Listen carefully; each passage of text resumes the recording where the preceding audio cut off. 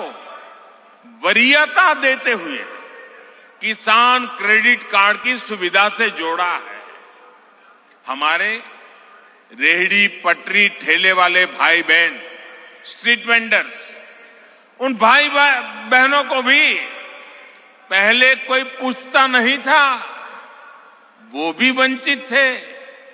आज ऐसे लाखों साथियों को भी वरीयता देते हुए बैंक से आसान ऋण मिल रहा है। साथियों, वंचित को वरीयता, वंचित को वरीयता, इसका एक और उदाहरण हमारे आकांक्षी जिलों का भी है।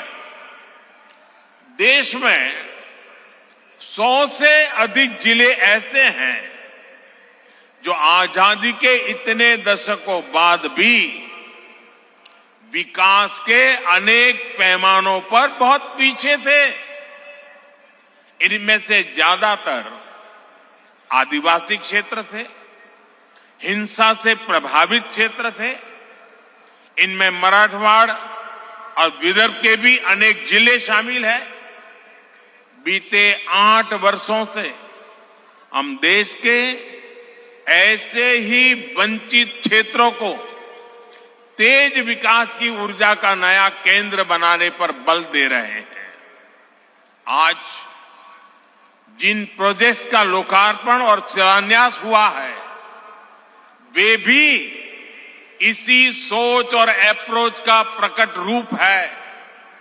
साथियों, आज आपसे बात करते हुए मैं महाराष्ट्र के लोगों को, देश के लोगों को भारत की राजनीति में आ रही एक विकृति से सावधान भी करना चाहता हूं। ये विकृति है शॉर्टकट की राजनीति की। ये विकृति है राजनीतिक स्वार्थ के लिए देश का पैसा लुटा देने की। ये विकृति है करदाताओं की गाढ़ी कमाई को लुटा देने की।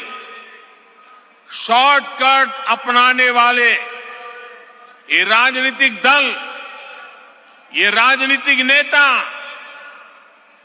देश के हर करदाता के सबसे बड़े दुश्मन है, जिनका मकसद सिर्फ सत्ता में आना होता है, जिनका लक्ष्य झूठे वायदे करके सिर्फ सरकार हड़पना होता है, वो कभी देश नहीं बना सकते। आज एक ऐसे समय में जब भारत अगले 25 वर्षों के लक्ष्यों पर काम कर रहा है, तो कुछ राजनीतिक दल अपने निजी स्वार्थ में भारत की अर्थव्यवस्था को तबाह कर देना चाहते हैं। हम सबको याद होगा, जब पहली औद्योगिक क्रांति आई, हिंदुस्तान उसका लाभ नहीं उठा पाया। दूसरी, तीसरी औद्योगिक क्रांति में भी हम पीछे रहे। लेकिन आज जब चौथी औद्योगिक क्रांति का समय है, तो भारत इसे गंवा नहीं सकता। मैं फिर कहूंगा, ऐसा अवसर किसी देश के पास बार बार नहीं आता। शॉर्टकट से कोई देश चल नहीं सकता।